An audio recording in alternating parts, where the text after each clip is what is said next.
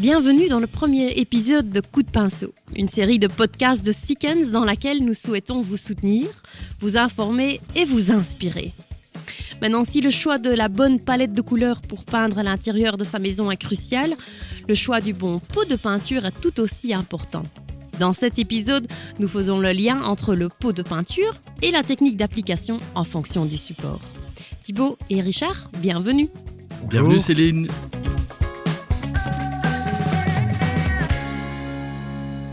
Si c'était à vous de décider quel produit est-ce que Seekens inventerait qui faciliterait la vie de tous les peintres? Une peinture qui répare les murs toute seule. Ah, ce serait magnifique. Ou qu'on jette sur le mur et qui se tend, qui peint le mur d'un seul tenant. Magnifique aussi, ça. Pourquoi pas? Plein de bonnes idées. Ouais. Allez, lâchons-nous.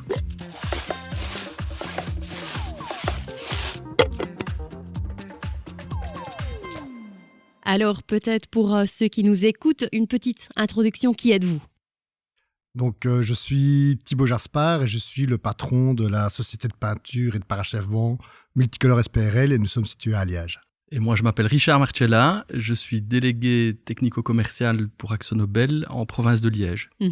Ok, bienvenue tous les deux. Merci. Merci beaucoup. Aujourd'hui, j'espère apprendre un peu plus sur le choix du pot. Pas seulement de la couleur, mais du type de produit et de la bonne technique qui va avec. Maintenant, éclairez-moi, quelles sont les différentes qualités de peinture?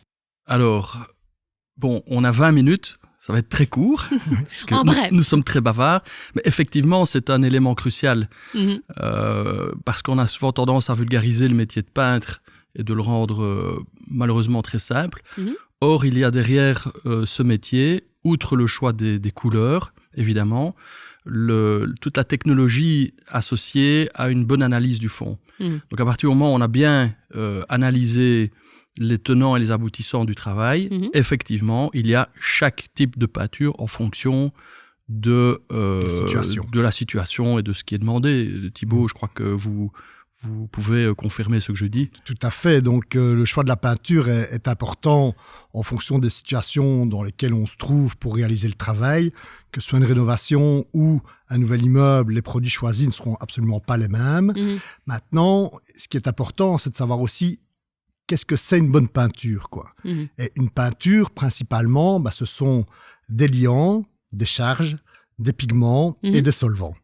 Et c'est le mélange de ces différents ingrédients dans différentes proportions qui vont pouvoir donner la bonne qualité de peinture et le bon produit à choisir en fonction des situations. Et c'est ces liants-là et ce mélange d'ingrédients qui vont donner vraiment la structure de fond de la peinture et le résultat final. Et quels peuvent être des effets positifs, soit négatifs, si on choisit le mauvais type en fonction du support? Moi ici, parce qu'on a beaucoup de choses à dire évidemment, Thibaut et moi je prends toujours comme exemple, pour ceux qui ne comprennent pas ou à qui j'essaye d'expliquer de manière basique les choses, c'est comme si vous aviez l'intention de construire une belle maison, une belle grosse maison, sur un fond sablonneux. Donc si vous n'avez pas à un moment donné mis une bonne base pour construire votre belle maison, tout le reste est foutu. Vous allez avoir une belle maison sur quelque chose qui n'est pas valable et ad vitam, donc pour toujours, la suite des travaux de peinture seront mauvais. Je crois que Thibaut, vous pouvez confirmer ce que je dis. Vous l'avez très souvent en situation réelle. C'est exact. Donc, effectivement, il faut pouvoir analyser le support de la manière adéquate et on ne va pas réaliser le même travail sur un mur qu'on vient de détapisser et sur lequel on trouve des vieilles traces de colle, des vieilles traces de peinture, des vieux enduits, que sur un nouveau plafonnage ou sur des nouvelles plaques de gyproc qui viennent d'être enduites, on l'espère d'une bonne manière, sinon la peinture va faire ressortir les défauts du travail précédent. Et donc, en fonction de ça, il y a toute une série d'opérations qui sont à effectuer et qui ne sont absolument pas les mêmes. Et donc, les produits qui doivent être choisis seront aussi différents. Donc, par exemple, si on part sur un mur qui vient d'être détapissé, avant de poser l'enduisage, il faudra soit mettre un fixateur, soit peut-être utiliser un produit dans la gamme Sequence qui va pouvoir isoler certaines traces. Donc, je pense par exemple à l'alpha-acryl perlino ou encore à l'alpha Isolux SF qui permet par exemple d'isoler des taches de nicotine ou des taches de suie qu'on pourrait retrouver sur des cheminées qui ont été détapissées pour éviter que la nicotine ne transperce à nouveau les nouvelles peintures qui seraient appliquées sur les murs, quoi. Et après ça, alors on utilise différents produits d'enduisage. Donc, on peut utiliser le X100 de chez Polyfila ou le F210 ou le F220 qui sont des produits faciles à travailler, agréables à travailler, avec un bon temps de séchage et qui permettent ensuite un agréable ponçage pour qu'on puisse alors appliquer les primaires adéquats et les peintures de finition type Morpha qui est vraiment une peinture exceptionnelle au niveau du rendu des couleurs, au niveau de son tendu et au niveau de sa facilité d'application, de sa lessivabilité et le fait qu'elle n'asperge pas le peintre, qu'elle ne met pas des gouttelettes partout. Et donc, on arrive alors à avoir des résultats conséquents et qui satisfassent entièrement le client. Justement, à propos de ce type Morpha, pourquoi utiliser Morpha et non Alphatex, par exemple ? Ici, on a évidemment 2 très bons produits. J'ai envie de dire, il n'y a pas de mauvais produits chez Sequence. J'ai envie de dire, c'est pas une blague, c'est vraiment vrai. Mais de nouveau, ici, comme on est en train de dépeindre un petit peu l'univers du peintre, au-delà de la couleur qui est choisie pour donner des ambiances, on parle plutôt ici de technicité, on parle d'intelligence de la réflexion, on parle de valorisation d'un métier qui finalement a, mine de rien, un haut potentiel technologique. Moi, c'est ce que je dis parfois aux peintres. Je dis, vous êtes des scientifiques, vous devez réfléchir. Et donc, dans cette question aussi, qui a l'air quelque part un peu simple, en disant pourquoi pas ça et ça, de nouveau, il y a une réflexion derrière ça. Il y a une réflexion, il y a une demande du client. Donc, quand on est en Morpha, il faut avoir le réflexe de se dire, Morpha, on est dans du très haut de gamme, on est dans de la finition impeccable, on est dans un produit qui a une fonction isolante, qui empêche certains plastifiants de migrer en surface. Donc on est dans de la qualité, dans de l'esthétique, dans une classe de résistance au frottement humide en classe 1, qui donne une indication sur la résistance au frottement. Donc on est dans une classe prix plus élevé. Oui, on est dans du haut de gamme. Voilà. Après, quand on est dans de l'Alphatex, qui reste un très très bon produit, on est plus dans un produit, je ne vais pas dire chantier, mais Alphatex, on a le réflexe de se dire, voilà, on a un produit, il faut de l'efficacité, elle a un très bon pouvoir couvrant. De nouveau, on a en général des peintures chez Sequence qui ont toutes un bon tordu, qui n'éclaboussent pas beaucoup, qui ont un rendement non négligeable. Si on parle de prix, il faut aussi bien regarder le rendement d'un produit, au-delà de se dire, ça coûte autant. Oui, ça coûte autant, mais on fait peut-être un peu plus de mètres carrés. Donc, le choix entre les deux, Thibaut, je crois que c'est chou vert et vert chousse. Je crois qu'il faut, entre guillemets, éduquer sans prétention la personne en disant, écoutez, regardez comment j'ai fait, regardez comment j'ai préparé, je suppose qu'on y viendra, parce que le métier de peintre, c'est pas prendre un rouleau et clasher 2 couches, c'est un savoir-faire, un savoir-être, c'est une connaissance de l'analyse du support, un respect ici de ce que la personne demande. J'ai un alpha-test, quelqu'un me dit, écoute Richard, Thibaut m'appelle, est-ce que vous avez une solution ? Voilà, j'ai un chantier, il faut que ce soit efficace, rapide, on n'a pas d'exigence par rapport à un pouvoir isolant. On va aller, suite à cette réflexion, à cette demande du peintre et du client, vers un type de produit.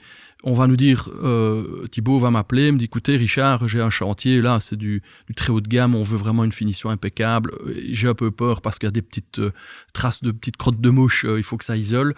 On va se diriger vers du Morpha. Voilà un peu pourquoi on va se diriger vers l'un ou l'autre produit. Il y a de la réflexion et une demande.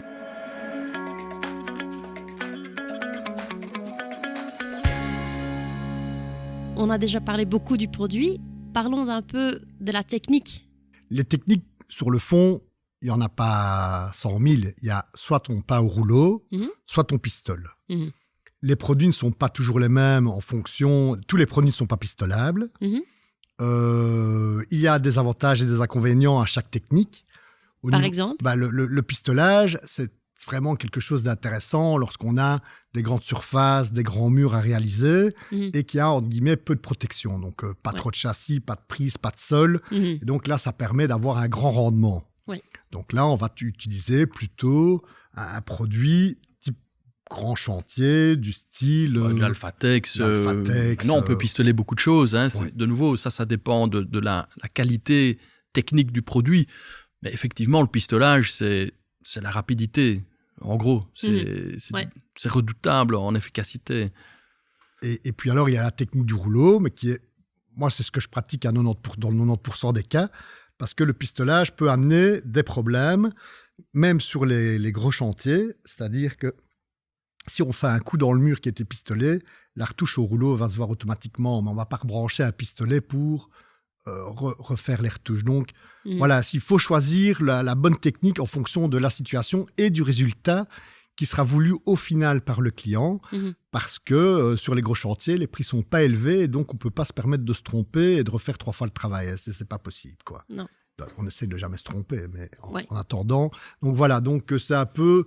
Il y a des gens qui préfèrent pistoler, nous on préfère rouler. Maintenant, il y a une technique où on peut installer sur un pistolet un rouleau sur lequel est projetée la peinture. Voilà, c'est à voir, mais nous on préfère... Vu qu'on utilise souvent les meilleurs produits de chez Sickens, comme le Morpha, on sait que s'il y a retouche, la retouche est quasi invisible. Donc, c'est facile aussi pour ne pas devoir rendre des grands décomptes aux clients, quoi. Donc, à nouveau, la qualité de la peinture et sa technicité fait que, en fonction du choix, on peut aussi avoir un produit qui coûte peut-être un peu plus cher, comme le Morpha, mais qui permet d'aller plus loin avec 1 litre aussi, ou qui va avoir un meilleur pouvoir couvrant, et qui va faciliter aussi le travail d'après-peintre, c'est-à-dire d'autres corps de métier passent sur chantier, abîment les murs. Plutôt que de dire au client, désolé, voici la note, on doit tout repeindre. Non, on sait qu'on va faire la retouche de la meilleure manière, qu'elle sera invisible dans le produit. Voilà, il faut réfléchir, comme toujours. Comment la pièce concernée détermine-t-elle le choix du produit, par exemple? Alors, si on est dans une maison de clients particuliers, aujourd'hui, les gens sont très, très sensibles aux pollutions intérieures. Et donc, le choix... Surtout avec des enfants, surtout dans la avec maison, les par enfants, exemple. mais même pour tout le monde. Et je dirais même pour le peintre. Le peintre, il respire ses produits tous les jours. Les gens vont, si on utilise des produits qui ne respectent pas l'environnement et les pollutions intérieures, les gens vont le respirer peut-être pendant 2-3 mois et puis ne les respireront plus. Donc, pour le peintre, pour le personnel de l'entreprise et pour les clients... Chez des particuliers, on utilise des produits développés par Sickens qui sont vraiment solvent-free et qui ont 0 pollution intérieure. Donc, je pense en particulier à l'Alphatex SF. Donc ça, c'est un produit... Qui est fabriqué à base de matières premières biosourcées. Donc, on est dans le développement durable. C'est une peinture qui est développement durable. Voilà. Et donc, cette peinture est parfaite pour tout ce qui est chambre, salon et pièces de vie. Dans les salles de bain, on va peut-être aller utiliser une peinture qui est un peu plus contre l'humidité, qui va mieux résister à l'humidité. Si la ventilation des pièces ne se fait pas de la bonne manière par le client, on utilisera un perlino, par exemple. Pour toutes les zones de passage ou cage d'escalier, on peut utiliser un Morpha qui est très lessivable. Oui, donc on a la possibilité... c'est la notion de kitchen and food, de peinture qu'on peut utiliser dans des endroits où de la nourriture est manipulée. Donc effectivement, il y a une sensibilité à rendre le travail de peintre, entre guillemets, propre, de par les émanations des produits. Pour le peintre, l'applicateur, donc on a ce souci. On a aussi le souci fatalement du client final d'avoir un produit qui ne va pas dégager beaucoup de COV à terme. Donc Chose à laquelle on réfléchit pas en tant que particulier. Non, mais après, de nouveau, comme on le disait, si on sensibilise à cette notion, je crois que ça vaut la peine de le remarquer. Absolument. Donc on a les notions d'IAQ+, donc A+ en IAQ, donc on mesure la quantité de certains composants en déant les 28 jours. Et donc, on a vraiment des produits très performants, un peu comme sur les frigos, quand on voit ABC, etc. Donc, on est dans beaucoup de produits en A+. Il y a aussi, donc, on a développé fatalement l'alpha Resisto Easy Clean et l'alpha Anti-Marks, qui sont 2 produits, un qui est plutôt velouté, l'autre plus mat. Un qui est moins salissant et l'autre qui est plus facilement lavable, mais tout ça on peut fatalement l'expliquer. Il y a aussi, pour ceux qui sont sensibles à ça, il y a un produit que Sikkens a mis au point, qui est l'Alpha Recycle Matte, qui a une composante de peinture recyclée à 35%. Donc on ne peut pas aller au-delà de 35% pour garantir un produit stable, mais pour celui qui est un peu sensible, et je crois qu'on l'est de plus en plus, au recyclage, au réutiliser des choses, eh bien on va chercher en déchetterie des composants qu'on va réintroduire dans des nouvelles peintures à hauteur de 35%. Donc il y a effectivement, pour chaque pièce, on a aussi un produit ultra technique qui est l'alpha Sanocryl, qui est un produit qui a une influence sur les bactéries, qui est utilisé dans certains laboratoires, dans certains hôpitaux, qu'on peut utiliser chez le particulier également, si on est sensible à ça, qui a un très beau tendu, qui a une très belle finition. Donc, effectivement, il y a de la réflexion en fonction d'une pièce X ou Y. Si on a des enfants de 3 ans, une cage d'escalier de 80 cm de large, les enfants ne savent pas qu'il existe des rampes sur les escaliers. Donc, il faut quand même mettre quelque chose de très costaud au mur. Voilà, c'est de la réflexion, effectivement. Donc, il est logique d'utiliser de différents types de produits dans une seule maison en fonction de la pièce. Tout à fait. Tout à fait, ouais.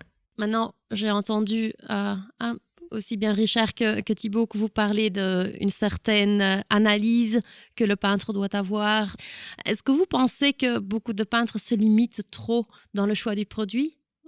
Ça, je ne sais pas parler pour les autres. Moi, je sais que on a une entière confiance dans, en tout cas, l'analyse. On fait notre propre analyse de chantier et on peut toujours demander l'aide du service technique. Alors, l'aide du service technique de chez Sikkens apporte toujours une solution sur des questions sur lesquelles on s'interroge ou sur lesquelles on a des incertitudes. Il faut savoir que Sikkens, c'est quand même une société qui existe depuis quasi 200 ans, voire un peu plus, qui est toujours là, qui a toujours investi dans la recherche pour faire une amélioration continue de leurs produits et qui délivre des avis techniques qui nous aussi nous aident vis-à-vis du client. C'est-à-dire que quand on arrive chez un client avec un délégué de chez Sikkens qui a une analyse complète des supports à faire, des produits qu'on va choisir, que ce service technique, avec l'aide du commercial, délivre un rapport sur la manière complète de réaliser le travail chez le client et fournit donc une garantie aussi bien au peintre qu'au client,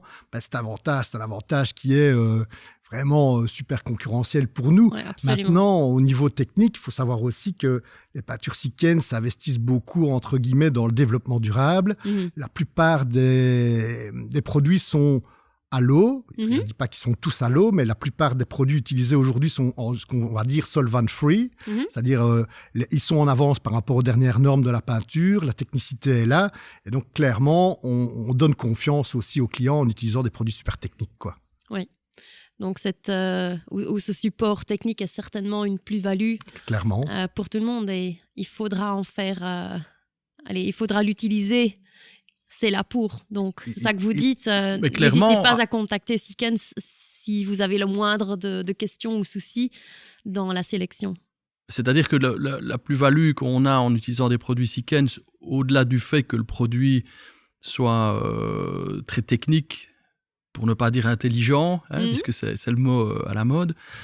Il y a aussi tout le service que Sikkens peut rendre à travers les délégués commerciaux ou le service technique ici à Vilvoorde. Et effectivement, à partir du moment où on vient avec cette plus-value, un peintre n'est plus un simple peintre. Un peintre devient quelqu'un qui a une équipe, et cette équipe qui l'entoure, qui, si elle ne le sait pas, va chercher des solutions ou va chercher des réponses. Donc, il est important aussi de dire, écoute, je ne sais pas pour l'instant, je me renseigne et je vous reviens. Donc, il y a une valorisation, effectivement, du métier de peintre par rapport à la manière dont il travaille et aux produits qu'il utilise.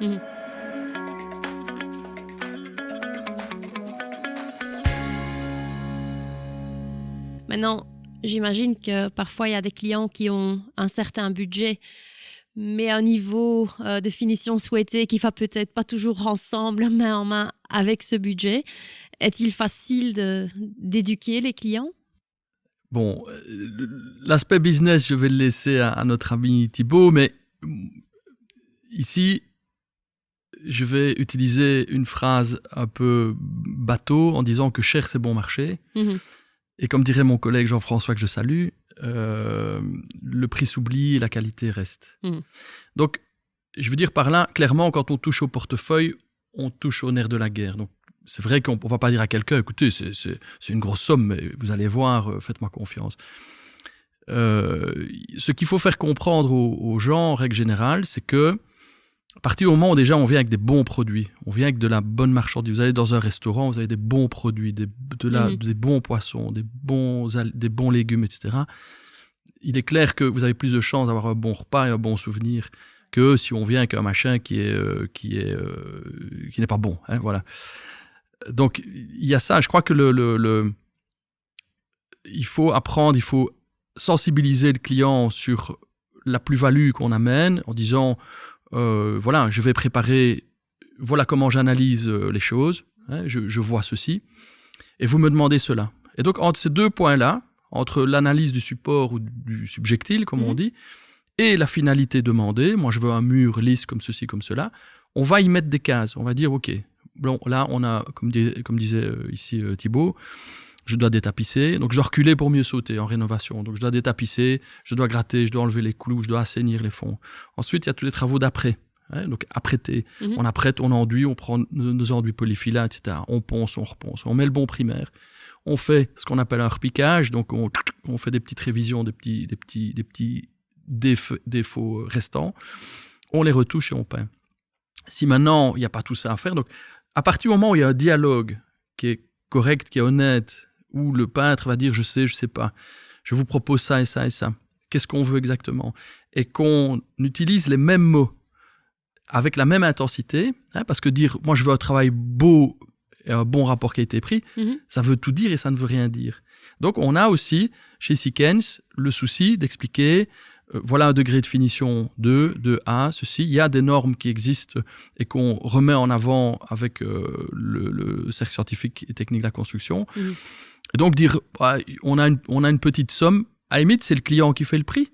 C'est lui qui va dire... C'est son choix à lui, finalement. Qu'est-ce que vous voulez ? L'entrepreneur, il vend son temps. Donc s'il met 8 heures pour faire un travail et qu'il doit en mettre 2...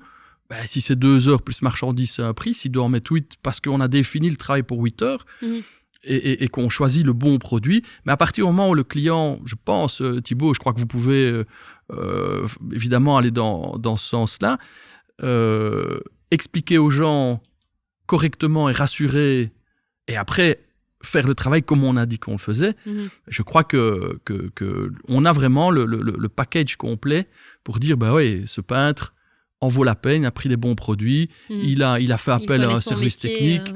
Thibaut, je crois que c'est comme ça que vous fonctionnez d'habitude. Hein. Tout à fait, on explique clairement les choses. Richard passe de temps en temps sur chantier pour vérifier 2-3 choses. Donc le client voit qu'on prend les choses à cœur et qu'on veut les faire d'une manière professionnelle.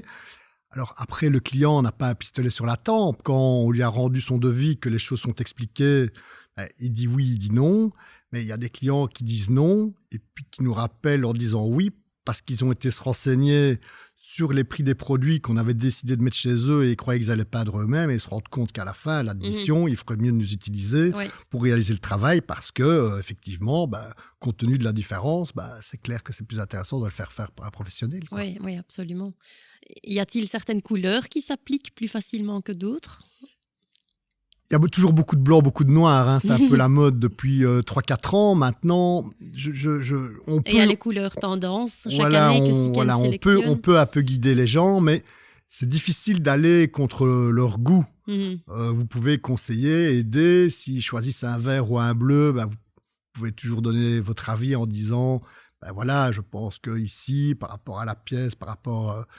vous pouvez plutôt mettre ce verre-là qu'un autre, mais c'est difficile d'aller contre leur choix parce que si vous les conseillez sur un choix de couleur qui n'est pas le leur, et que quand le travail est terminé, ça ne leur plaît pas, vous êtes un petit peu ennuyé. Donc on peut guider, mais surtout jamais décider, quoi. Par contre, vous, en tant que peintre, vous avez l'œil.